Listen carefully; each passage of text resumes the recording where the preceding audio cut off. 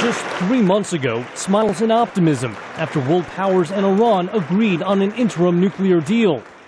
Now, Iran's President Hassan Rouhani using this week's 35th anniversary of the Islamic Revolution to proclaim Tehran's nuclear program will be forever, dismissing the notion world powers would ever resort to military action against Iran. Please have a seat. For his part, U.S. President Barack Obama seemed unfazed during an appearance with French President François Hollande.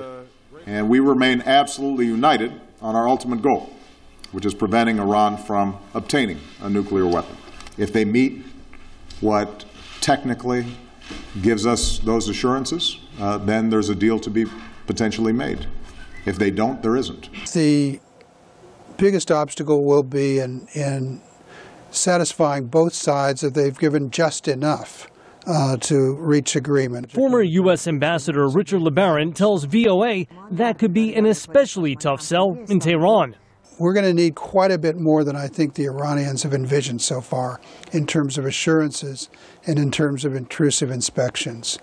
Getting there will likely require establishing a level of trust which has so far been lacking, despite the initial interim deal, says analyst and former nuclear inspector David Albright, who testified before U.S. lawmakers. Success in the past doesn't guarantee success in the future, though, particularly since Iran learns from being caught, learns to hide things better. And that's exactly what troubles U.S. Senate Foreign Relations Committee Chairman Robert Menendez. Well, I'm never going to be satisfied until we ensure that Iran doesn't have nuclear weapons capabilities. Menendez and others have been pushing for the U.S. to maintain tough sanctions against Iran, even while the talks go on, which has not gone over well with Iranian Foreign Minister Javad Zarif. Unfortunately, the way Americans have behaved in the past couple of months hasn't helped create trust. Still, U.S. lawmakers like Republican Senator Marco Rubio point to Iran's continued pursuit of ballistic missile technology, which could be used to deliver a nuclear weapon, as a sign Iran's not serious about a deal. Iran will have a nuclear weapon, and one day we will wake up to the news that they have tested a device or have proven the capability of having one. And when that day comes, God help us all.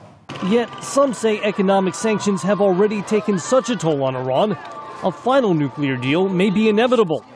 Mark Dubowitz is with the Foundation for Defense of Democracies. So I think if President Rouhani wants to ensure a meaningful economic recovery for Iranians, he is going to have to come to the negotiating table and meet the demands of the international community. But still others warn nothing is certain with a nation that for so long has been so willing to defy international demands.